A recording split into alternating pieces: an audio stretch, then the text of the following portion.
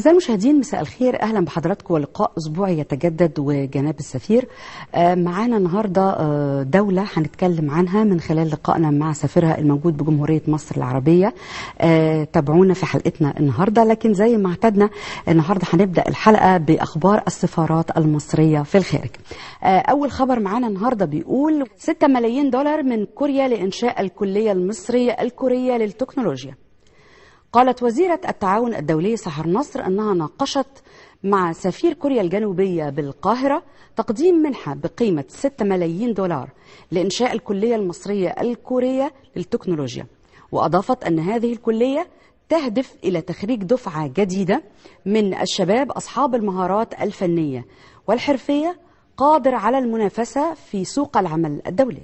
سفير اليونان بالقاهرة: حجم الاستثمارات اليونانية بالقاهرة مليار يورو.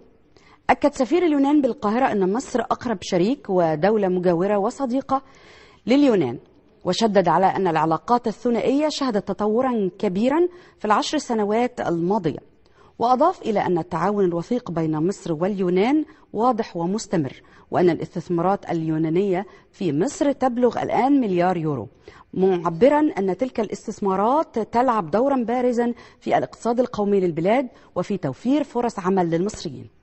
سفير جورجيا: مصر مقصد السياحة الأول لمواطني جورجيا.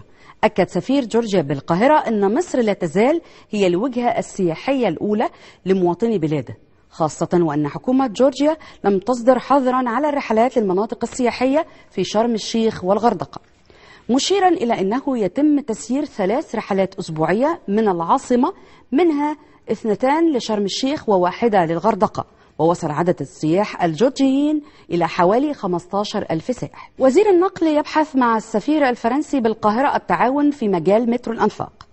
اجتمع وزير النقل دكتور هشام عرفات مع السفير الفرنسي بالقاهرة لبحث التعاون في مجالات النقل المختلفة وبحث التعاون في مجال مترو الأنفاق، حيث تم مناقشة المشروعات التي تقوم بتنفيذها الهيئة القومية للأنفاق وتساهم في تمويلها الحكومة الفرنسية، مثل المرحلة الثالثة لخط الثالث لمترو الأنفاق والتعاون في مجال الوحدات المتحركة بالخط الثالث.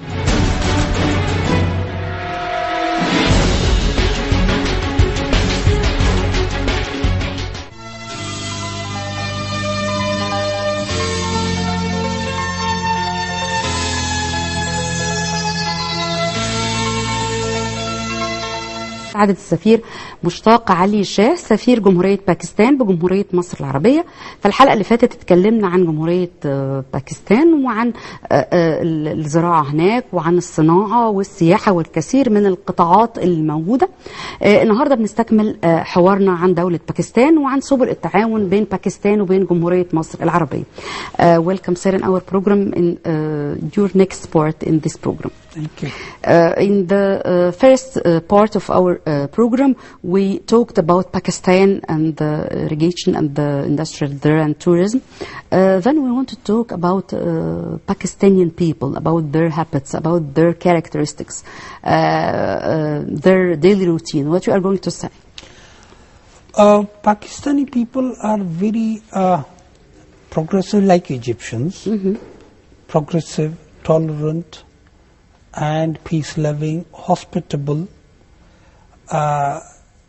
They are proud for their Islamic affiliation to be the gateway of Islam in Asia, and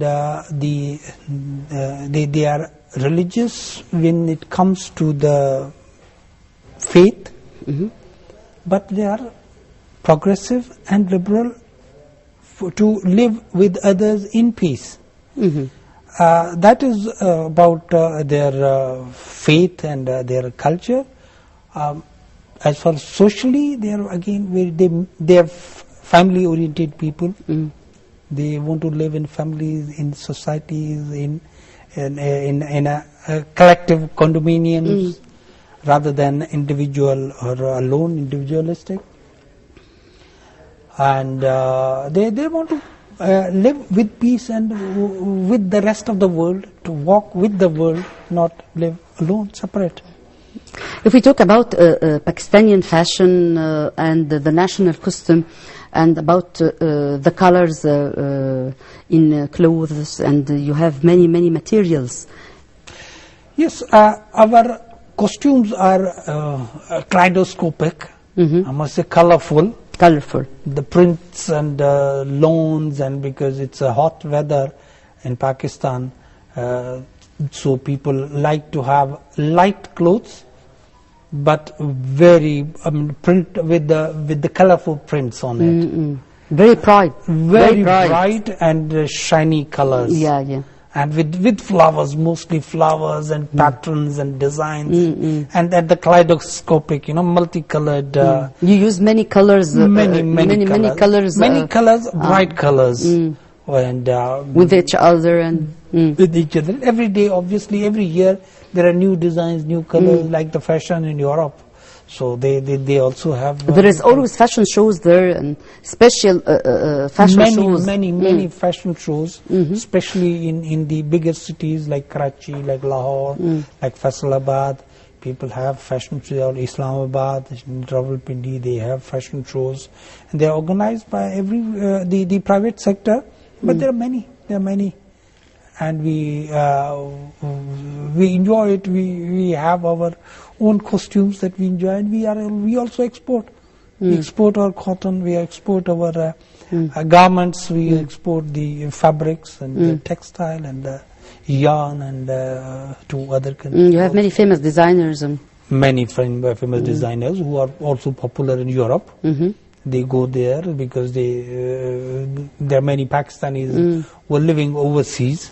They were living in Europe, were living in America, were living in the Middle East, in the Gulf, and so they export their fashion designs also. They take it there, which is like there also. I hope so. Yes. What about Pakistani kitchen? About the main dish there? I know about you prefer the tea, black tea with milk and with sugar, and a kind of dessert called sohan. Yes. We have many. In fact, the cuisine is more or less similar to Egyptian cuisine. Oh. In the foods, for example, are full of spices, ginger, only garlic. A little bit of spices, and because ginger and garlic, they're considered to be very healthy. Yeah, very healthy. Yeah. Very healthy, and that is why we add them. And we also add it for the flavor. But other than that, like you have mishivi, we have the roasts. You have the kofta, we have kofta. You have kebab, we have kebab. It's the same. We have everything almost is the same. We have, as you mentioned, like sohan halwa. You told me about it before we Yes. come to the studio. So this was sohan halwa, there are gulab jamun, the rasmalai. These are the Pakistan typical. So milk Pakistan. with flour. Milk with flour, Butter. basically, and a lot of butter, Or the butter. and a little bit sugar also. Obviously, A lot of colors. A lot of colors also. So this is this is what they normally take in their daily life. تعرف رسميا بجمهورية باكستان الإسلامية، وتعني بالأرضية النقية أو الأرض الطاهرة. عاصمتها إسلام آباد، تقع في جنوب شرق آسيا، ويبلغ عدد السكان حوالي 192 مليون نسمة حسب إحصائيات 2016، وهي بذلك تعد ثاني أكبر دولة من حيث عدد السكان المسلمين في العالم. تحدها شرقا الهند، وغربا أفغانستان، وإيران في الجنوب الغربي، والصين في أقصى الشمال الشرقي. تعتبر باكستان موطنا للعديد من الحضارات القديمة، بما في ذلك العصر الحجري الحديث والعصر البرونزي وحضارة وادي السند. كما إن المنطقة حكمت من قبل العديد من السلالات كالإمبراطورية الهندية والإمبراطورية الفارسية والإسكندر المقدوني والخلافة الأموية العربية والمغول والسيخ وبريطانيا. استقلت باكستان في عام 1947 واعتمد الدستور الجديد في عام 1956 لتصبح بذلك جمهورية إسلامية.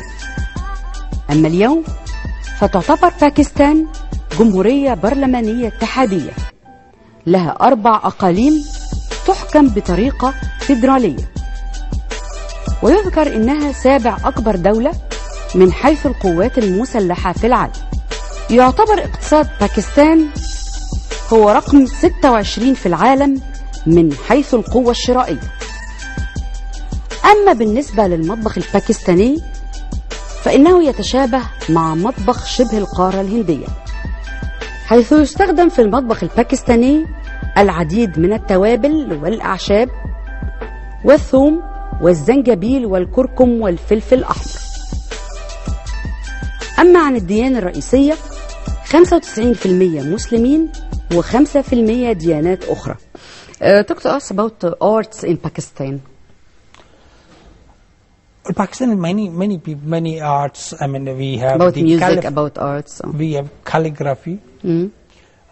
In music, we are one of the leaders in the pop singers and the classical singers. You must have heard the name Nusrat Fateh Ali Khan, Abda Parveen, and other pop singers. There are many who are not only the classical singers or the local singers, but they also mix with the Western music.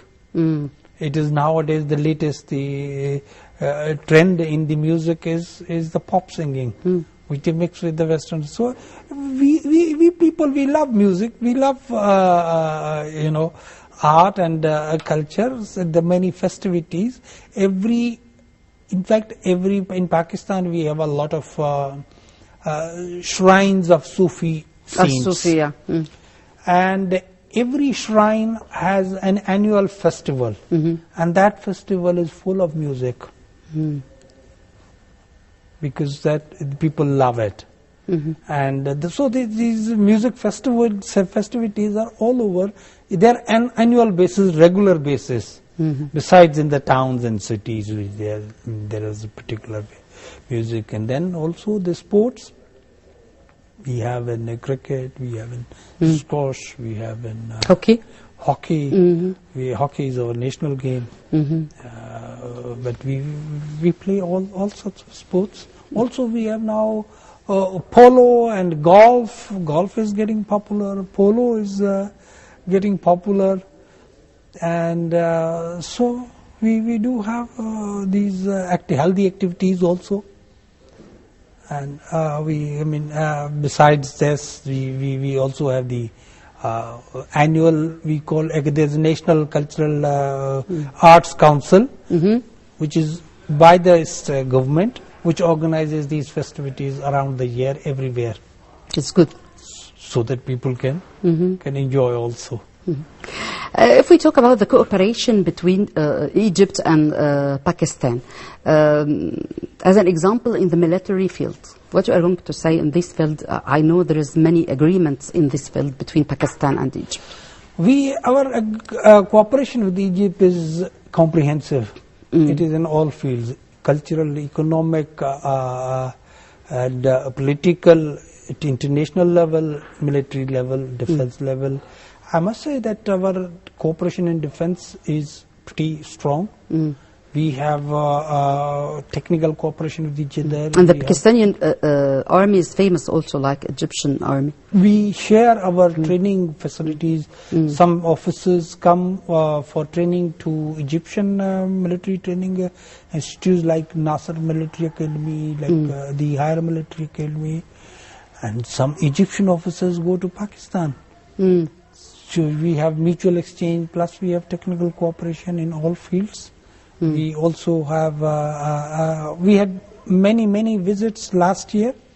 We had the visit by the Chief of Army Staff, Chief of Air Staff, Chief of Navy Staff, and the German Joint Chief of Staff. So that we had many. And plus the Minister of Defense also, Defense Production came here. Also there was a ministerial visit from here. We had military cooperation. We have a joint military defense cooperation committee which meets regularly. Our cooperation in the military field is quite comprehensive. I know that Al-Azhar al-Sharif يعني is very respected in Pakistan and in every Islamic country. Talk to us about the cooperation in this field and your students in Al-Azhar al-Sharif. We have about 100 students here at Al-Azhar Sharif, and Al-Azhar has been offering scholarships also to Pakistani students, and they are benefiting from the education here because of the facilities. Also, Al-Azhar has about I think about 16, 18 professors at the International Islamic University in Islamabad.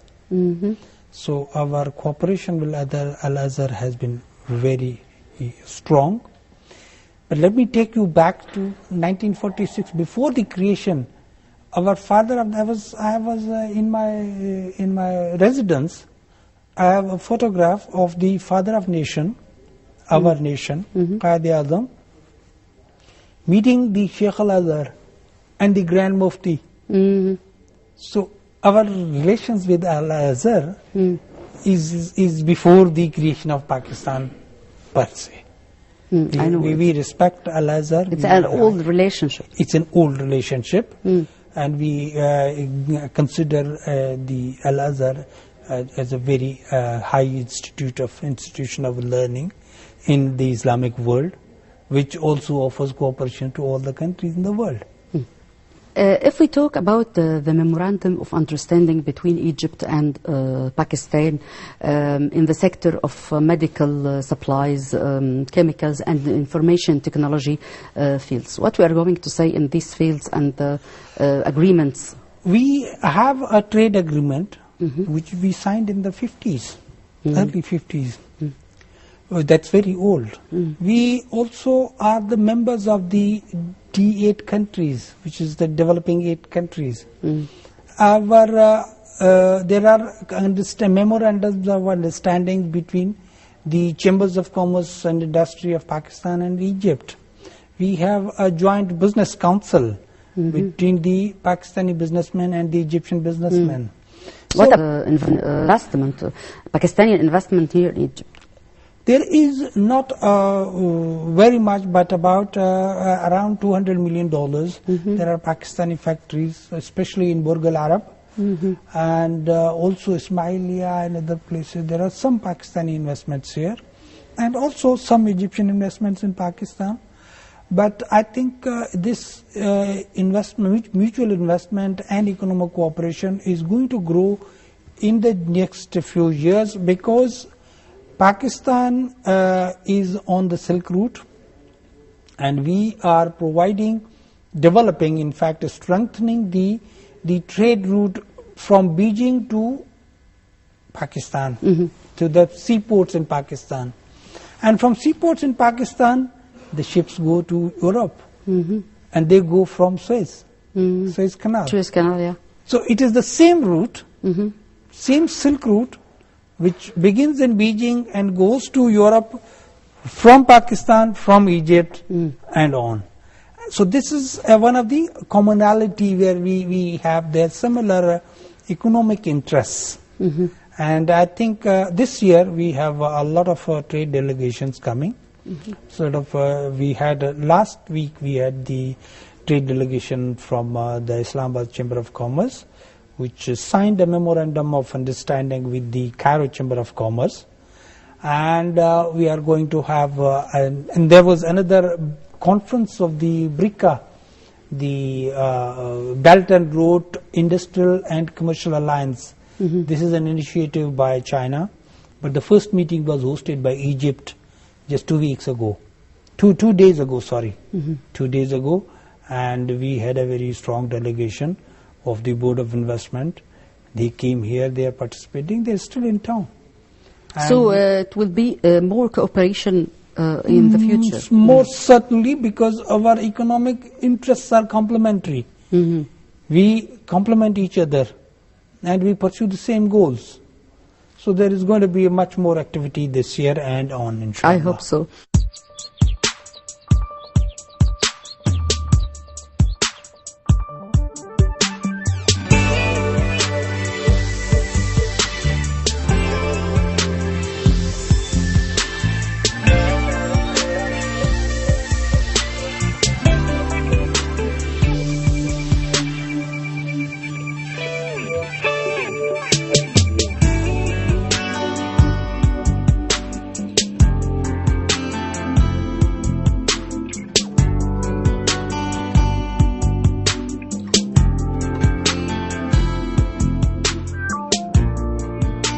about women and the role of women in Pakistan. Give us just a picture about women in Pakistan.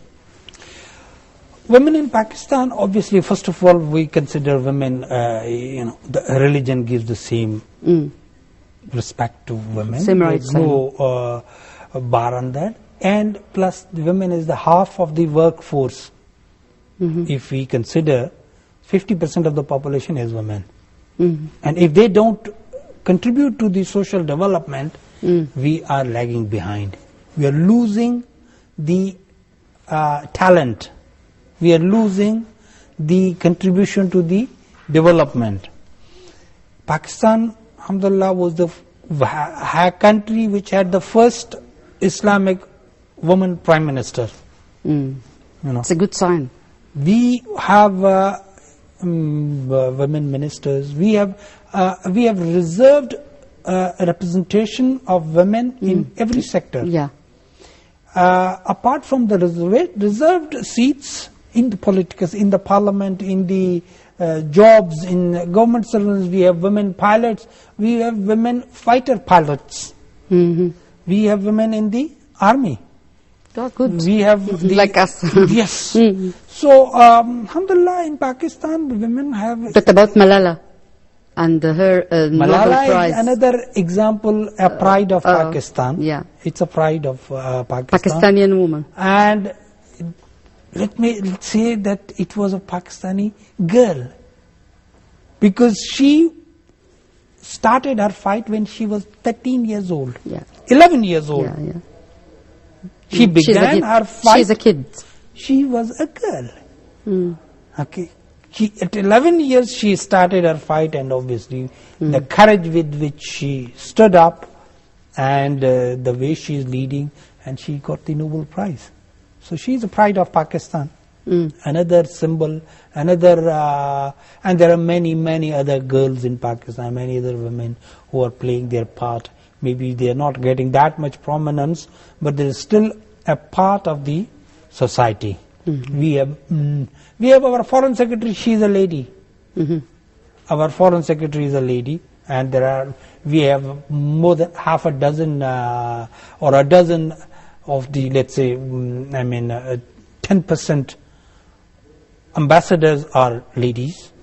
That's good. So, ladies are everywhere. That's we it. have cabinet ministers. That's we have it. everywhere. Explain everything. And they are not on quota. They are not reserved. They are coming on open competition. Because we have seen They deserved. they are more hardworking than boys. It's a good confession. In the school, in the colleges, always in Sanawiya, in Egyptian system, the girls get more numbers than boys. Always. I'm so proud of that. Always. And that is why they can compete everywhere. So women in Pakistan, they play an equal role as men in the society, in the social development, in the economic development, and they are everywhere. I'm so proud of this. Before I end my talking with you, my program with you, I'm going to talk about your personal life. Yes. What about it? Alhamdulillah. I'm married. I have 4 children. They are grown up. They went to school. Four. 4? 4. Alhamdulillah. I have 4 children. 4 children. Yes. They daughters or sons? 3 daughters and a son. They were here with me when I was here last time. They went to the school. You told me they started their school at Austria? Yeah, well, that is because of my profession. Yeah. There were 2 were born in Austria. It's a long journey. It's a long. 2 were born in Austria. 1 was born in Jordan, and all of them they went. 1 was in Pakistan. Obviously, the 4 we had 4. I have 4. And then all 4 of them they were here with me when I was here last time. But now they are grown up. They are in the universities. Alhamdulillah, they are doing their graduation in. One is doing medicine, the other is doing engineering, the other is doing business. There is anyone in diplomatic field? I think they would like to go to try a different thing. They would like to go to a different field. So change And to see a different world. Because they already seen the diplomatic life. So they would like to, be more perhaps engineers, doctors, business. And your wife here in Egypt with you? She's with me here. And we still have one more child here, which is still going to, our daughter is going to the school here. And she's with us. So, alhamdulillah, they're all enjoying. Alhamdulillah. I thank you very much. Thank you very much. I thank you very much for giving me this opportunity. And it's a very pleasure and honor to be here on your show. Thank you very much. Thank you for this information about Pakistan and Pakistani people, about this beautiful country. I hope someday I'll go there. Thank you very much. Thank you very much. Thank you. أعزائي المشاهدين، في نهاية حلقتنا ادينا لحضراتكم فكرة عامة عن جمهورية باكستان، عن العلاقات المصرية الباكستانية. اتكلمنا عن المطبخ الباكستاني وعن الأزياء الجميلة الموجودة في باكستان، واتكلمنا عن حياة سعادة السفير الشخصية وعن زوجته اللي موجودة معاه في مصر وعن أولاده. استنونا دايما وكل ما هو جديد عن قارات العالم وعن دول العالم جميعا من خلال جناب السفير. في نهاية الحلقة بشكر سعادة السفير مشتاق علي شاه سفير جمهورية باكستان بجمهورية مصر العربية. بشكركم وإلى اللقاء. Thank you. شكرا.